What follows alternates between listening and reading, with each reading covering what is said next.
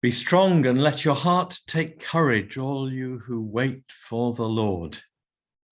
That's the final verse of Psalm 31, our psalm for today, Psalm 31.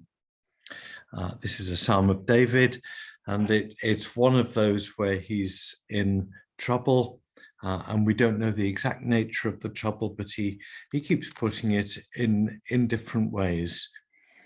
He says in verse 2, incline your ear to me, rescue me speedily. Be a rock of refuge for me, a strong fortress to save me. Verse 1, in you, O Lord, I seek refuge. Do not let me ever be put to shame. In your righteousness, deliver me.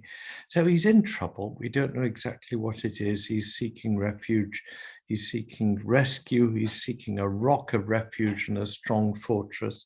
And he knows that God is his rock and his strong fortress. Verse 3, you are indeed my rock and my fortress. For your name's sake, lead me and guide me. Take me out of the net that is hidden for me, for you are my refuge.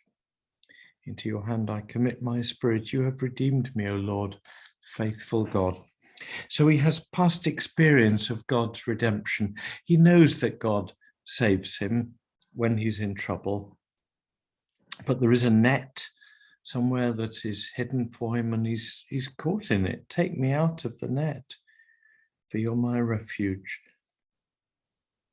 And into your hand I commit my spirit. This is what trust is beginning to look like practically.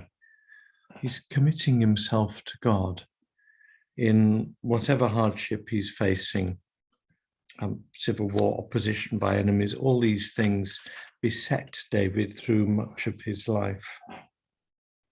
You hate those who pay regard to worthless idols, verse 6, but I trust in the Lord. I will exult and rejoice in your steadfast love, because you've seen my affliction. Isn't that wonderful? I know you love me because you've seen my affliction. I rejoice in your love because you've seen my affliction. Is that a verse for us in hardship, in times of trouble or sickness or fear or money worries or family issues or job concerns or just the world and the church going to pot? You've seen my affliction, so I will exult and rejoice in your steadfast love. You've taken heed of my adversities and have not delivered me into the hand of the enemy. You've set my feet in a broad place. Verse 9, be gracious to me, O Lord, for I'm in distress. My eye wastes away from grief, my soul and body also. My life is spent with sorrow, my years with sighing. My strength fails because of my misery, and my bones waste away. And so on more of it in verse 11, I'm the scorn of all my adversaries, a horror to my neighbors. And verse 12, I've passed out of mind like one who is dead. I've become like a broken vessel. Verse 13, I hear the whispering of many, terror as they scheme against me. Verse 14, but I trust in you, O Lord. I say, you are my God. It doesn't matter what the threats are. It doesn't matter what the terrors and the horrors are. It doesn't matter that people are shunning him and have forgotten he exists, because you are my God. Verse 15, my times are in your hand. That's the trust, isn't it? Things are rotten, things are bad, things are hard. But I trust in you, O Lord, you're my God. He isn't needing everything in the world to be right. For him to be in a right relationship with God, he can trust in God even though everything around him is wrong. Verse 16, let your light shine, let your face shine upon your servant. Save me in your steadfast love. Don't let me be put to shame, O Lord, I call on you. Let the wicked be put to shame. Let them go dumbfounded to Sheol. Verse 19, oh, how abundant is your goodness that you've laid up for those who fear you and accomplished for those who take refuge in you in the sight of everyone. He's not there now, it's not good now, but how abundant is your goodness that you have laid up for those who fear you. That's trust. Things aren't good now, things are pretty rotten now, but I know you've laid up goodness, abundant goodness, for those who fear you.